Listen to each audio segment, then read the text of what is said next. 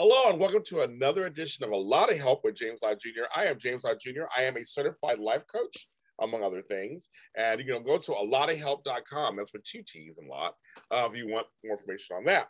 But I like to bring people onto this show, this long-running show. They're out there to help other people with various issues that may arise in your life. This one is for anyone who handles the under 18 set. So it could be a parent, a guardian, a teacher, a grandparent, or whoever, just somebody in your life who is under 18 who may be dealing with drug addiction issues. My guest, I'll make sure I get this correct, has been an addictions counselor for over 2 decades. He recently retired, must be nice to retire, at the Manager Clinic, and I've never retired, of course, but the Manager Clinic in Houston. I love Houston. I've been there many times, where he worked as an addictions counselor for adolescents and adults diagnosed with psychiatric and substance abuse disorders. So this is his book called The Addicted Child, A Parent's Guide to Adolescent Substance Abuse. If you are listening to this, I have a picture of it on my website, but you guys can see it here. Book.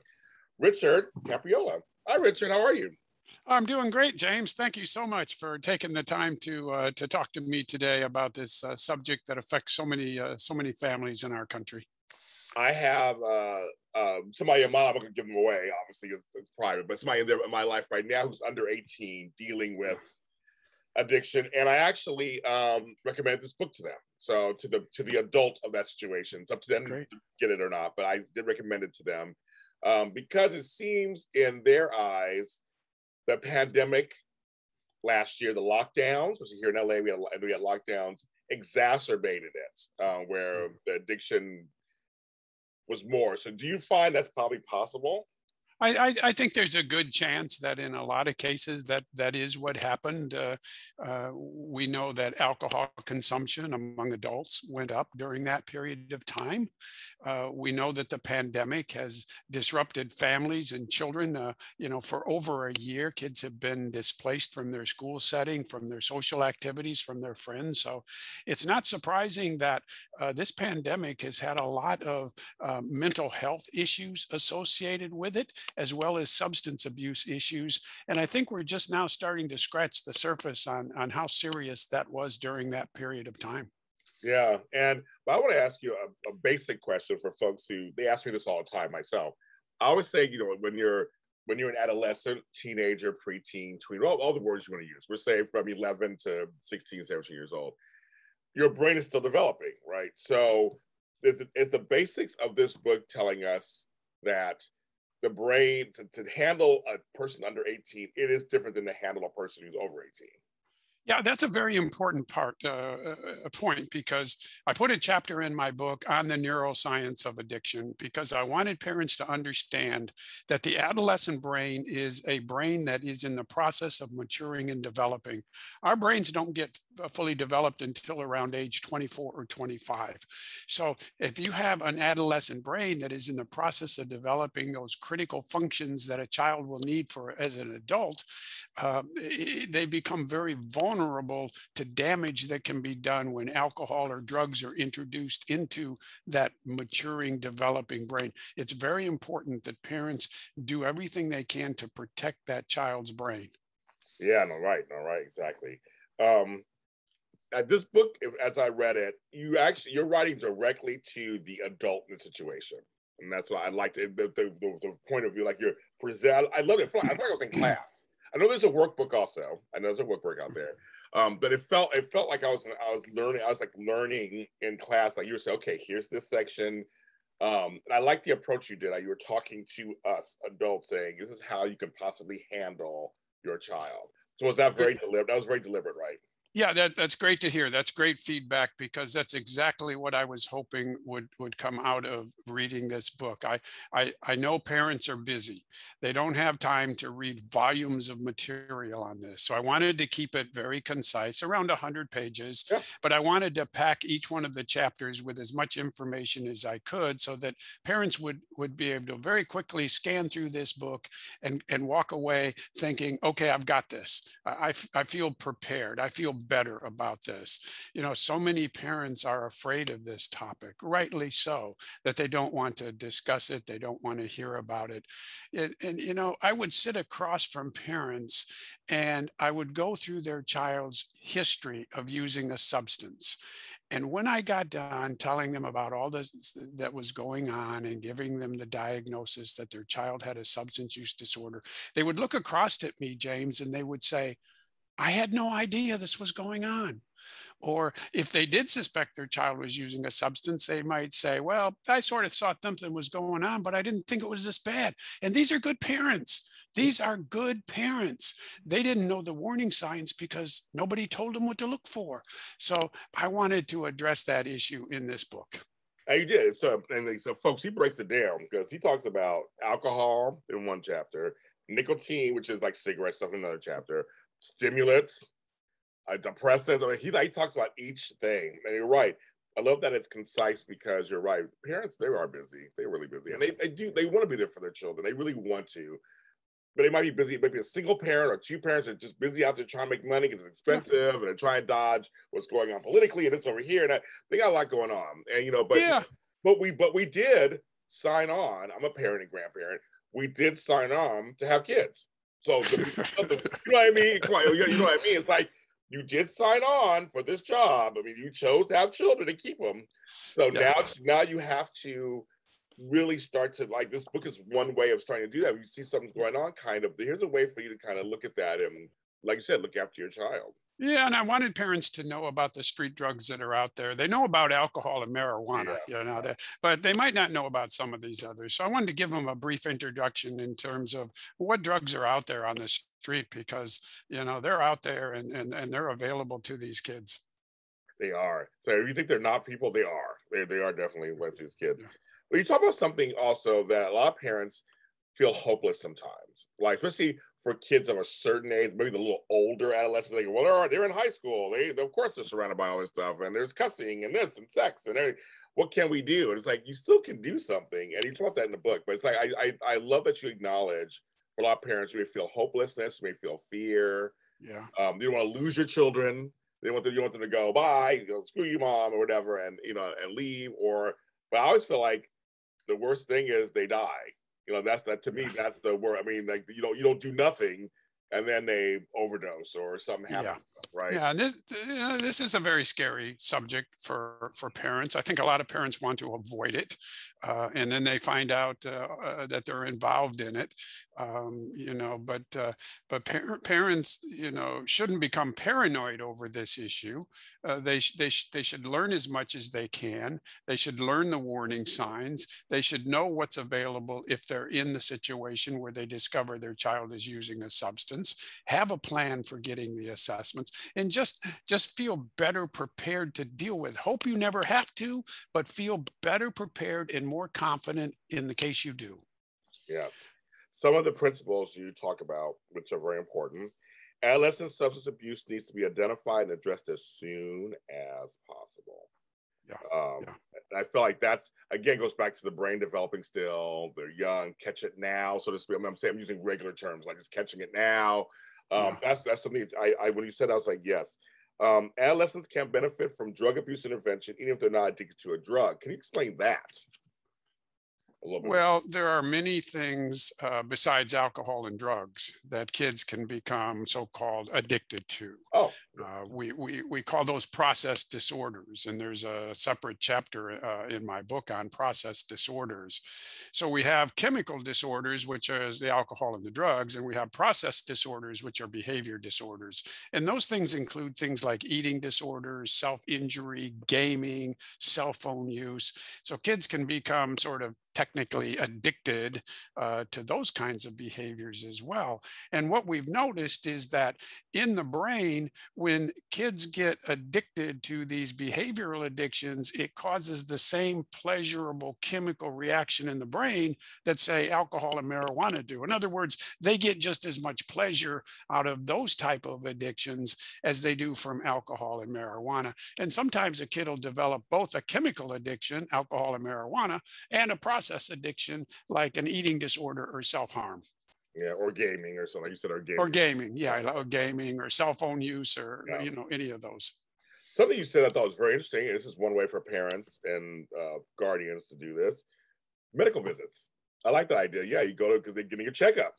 So a doctor, I mean, that's one way. If you're scared or whatever, it's kind of, or you're suspecting something. Well, they have to go get checkups. They have to go into the doctor. So I Yeah. think that's one way. I think routinely when you take your child in for an annual physical exam or a school physical exam, you ask the physician, do a screening on alcohol and drug use, because a lot of them aren't just going to go ahead and do that.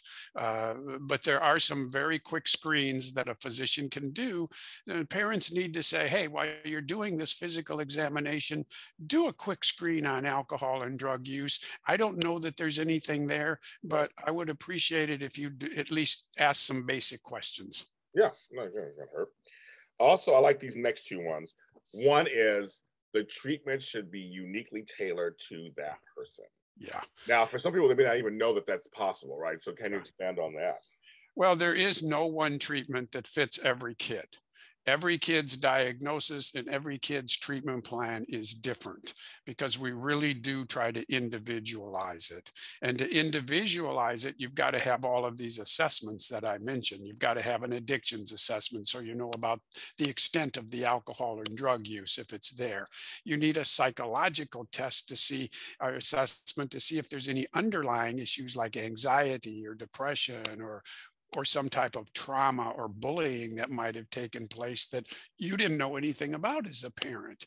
Yeah. So you need a complete battery of assessments that I outline in my book, which will give you as a parent a comprehensive picture of what's going on with your child, diagnoses that are appropriate, and recommendations as to what the next steps can be. There is no one treatment that fits every kid. Some kids will do very well in an outpatient program where they see somebody maybe once a week. Other kids will do better in a intensive outpatient program where they might see somebody 2 or 3 times a week. And then in cases where the substance abuse is really severe or the underlying mental health issues are so complicated, we may be looking at a residential treatment program. But as a parent, you need to have all of the assessments done so that you can get the diagnosis and the best treatment plan for your kid. Yeah. Now that leads into the next one that's like treating the whole person. Yeah. Not just the addiction. I know what that means. I read your book, but even I know what that means. But can you expound on that too? It's like this, not just going, they're a drug addict, so we're going to just treat that. They but really look at what causes it, like what may be happening. What do they need from you? I mean, I feel like that's kind of what it is, isn't it? Just kind of. Yeah, it is. So many times we'll look at the kid and we'll say, okay, he's got a drug problem. He's using marijuana, or he's drinking alcohol, or he's using some other drug.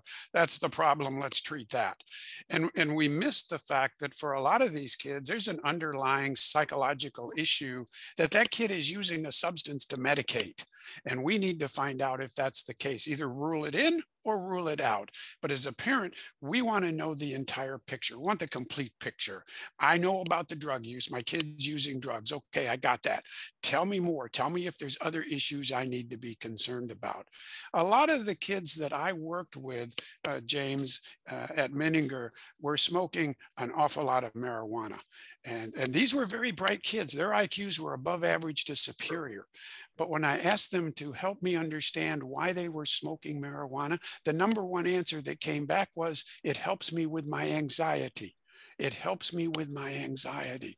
So that's an example of how if I just treat the kid for marijuana and I don't help him with the anxiety, what are the chances of him getting away or her getting away from marijuana? Very slim, if any. Well, I mean, that's a major point right now anyway. Anxiety. That's a major. And right now we have so many different things going on in the world that's adding to anxiety, of course, Yes. more than ever.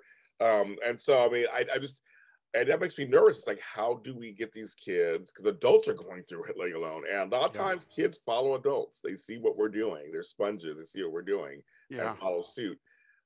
I just wonder what your recommendation is for us adults, kind of how to, if we're trying not to self-medicate ourselves too at the same time, because these are extraordinary times at the moment. So I mean, must be tough. Okay. It is. I think it's tough on families. It's tough on parents. It's tough on kids. And I think the best thing to do is just be sensitive to what everybody's going through. Oh, You know, check up on them, ask how they're doing, see what's going on. Pay attention to the little signs and the little signals that may be coming from your child. You know your child pretty well.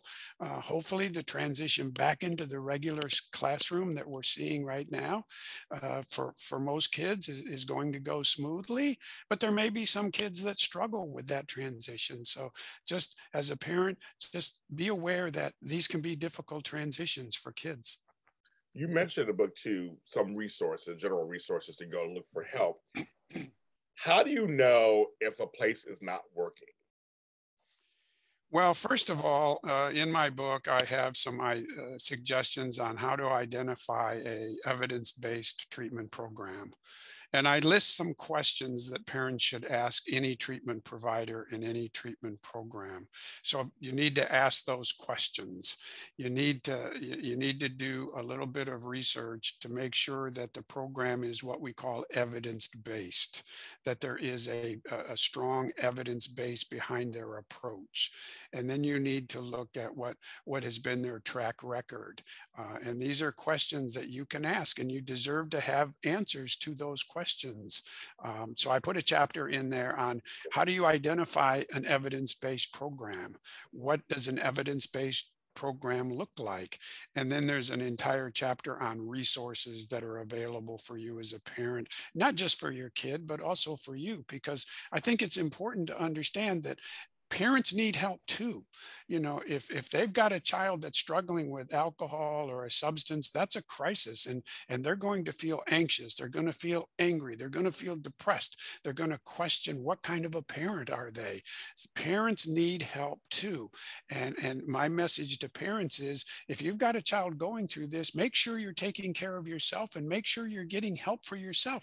Maybe it's a good friend, maybe it's a counselor, maybe it's somebody that's there for you, but get a support system around yourself.